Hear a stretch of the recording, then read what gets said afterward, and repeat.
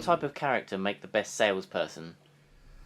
Well, actually, in my experience of starting lots and lots of salesmen, we wondered about this question, quite a bit, to the point where we actually hired a specialist, to come and to interview all of our sales force at the time to see if we could come up with a profile of somebody, and then we could specifically target that person in terms of an advert and recruit them accordingly. And he did lots of expensive work on our behalf, and the answer was quite simple in the end. It was the person who was our most successful salesperson was the person who was the hungriest. He wasn't the greediest. He didn't want money for nothing. But he was very hungry. He always had a desire for the best things in life. He wanted a better house or a bigger car or a better holiday. One of my very best salesmen was a lady called Sue Crawley, who wanted to educate her children.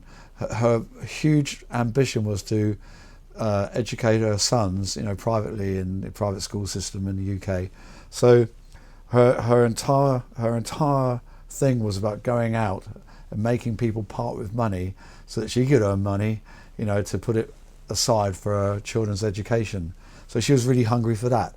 Another really brilliant salesman that we had was an ex-school teacher. He actually had a brilliant job. He was very senior. He was very good at what he did as a teacher, but he just didn't earn enough. He wanted better holidays for his family. He wanted to live in a better house, and he didn't want to wait all of his life to do that. And he was prepared to do virtually anything in terms of hours. He'd work any hours. He'd spend countless, numbers of hours actually in front of clients, making sure that he went through every possible reason why they weren't going to buy off of him that evening. I mean, some people call it high pressure selling, but all of his customers were very, very happy to have bought off of him actually.